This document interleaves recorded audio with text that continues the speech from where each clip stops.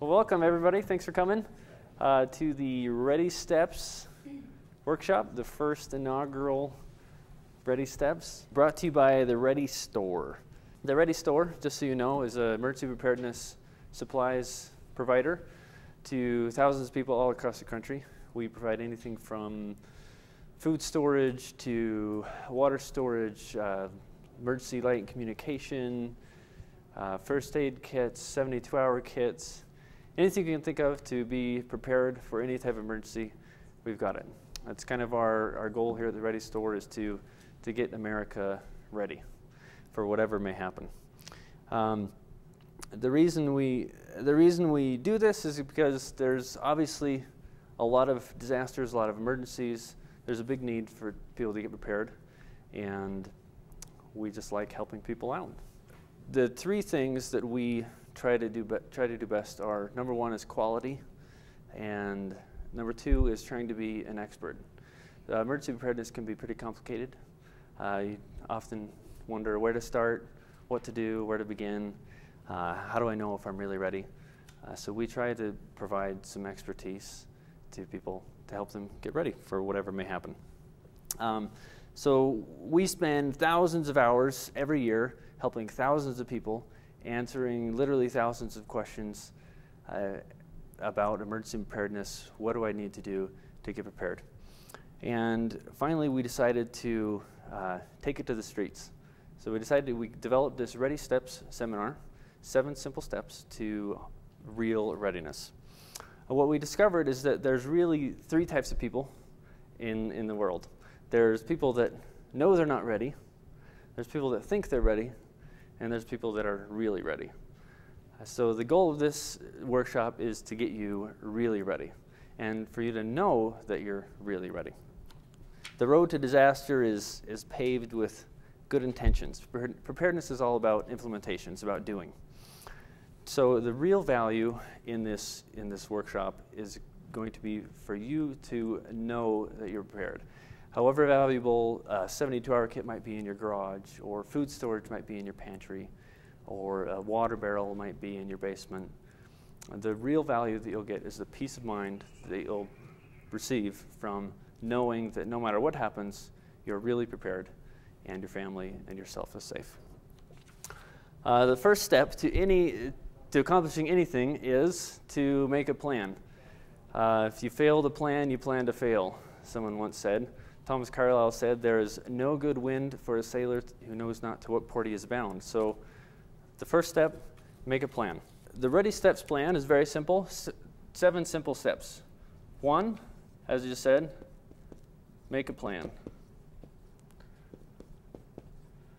2 is shelter-in-place supplies.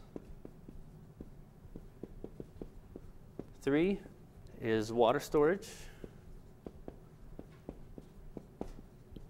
4 is short-term food supplies.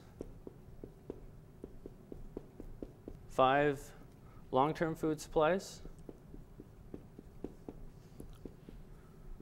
And 6, financial storage.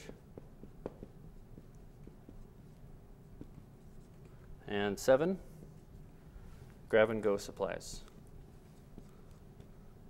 We're going to briefly talk about each of these 7 steps and give you guys the tools that you need to implement the plan. It's simple, it's easy, it's comprehensive. We're not going to be here a long time. We'll keep it short, sweet, and get you guys out of here before bedtime. So first, we'll erase this since you guys have a lot of those. Let's throw out a question. What do you need in an emergency? What types of things do you need in an emergency? Anybody? Warmth. Warmth and shelter. What else? There's a hurricane, a tornado, financial crisis, fire, flood, medical emergency, biological threat. What do you want? What do you want to have? A first aid kit. First aid, fantastic. What else? Throw it out there. Food. Food's a good one. I want food. I like my food. Anything else? Communication. You want to be able to communicate with people? We're really big on communication. What else? Fuel, energy. Okay.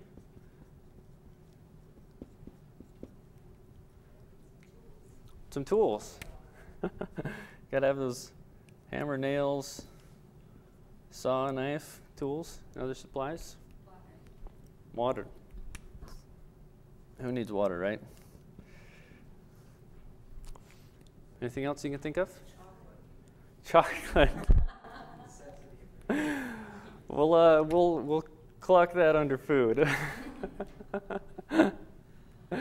Anything else? Think that about covers it? Some other things. What's that? Some sanitation, hygiene. Absolutely necessary. Some other things you may want to have are maps or navigation, depending on what type of emergency you're in. And to go along with energy, you may want some something to cook with, some cooking supplies. Light is a good one.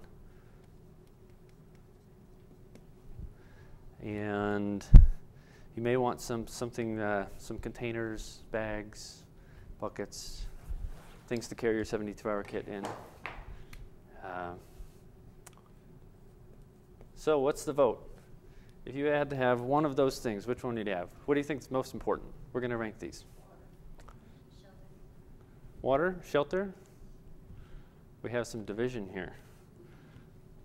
What do you think? Water, shelter. If it's extreme, you mean shelter. Chocolate. Chocolate. Let's just, it's default number one. But It comes down to the weather at the time. all comes down to the weather. There's certain times you're going to need water first before shelter, and vice versa. Could be the case. That's very true. What the general rule of thumb is, warmth and shelter is really your first priority. Because depending on the weather, you could die in as little as 3 hours, depending on the severity of the cold or the heat or your physical condition. But you've got about, you could have as little as 3 hours without warmth or shelter before nothing else is really going to matter. The next one, what do you think is the next one? Water? Right on. The next thing we need is water. Again, the general rule of thumb is threes. So water, you can generally live about three days without water. Anybody care to guess the next important thing? Food. Food would definitely be a good runner-up, possibly third. Food, you can generally live about 3 weeks without food. There's actually been several occasions where miners or other people have been caught in situations where they've had water, they've had shelter, but they haven't had food and gone 3 weeks, sometimes up to 40 days without food and actually survived.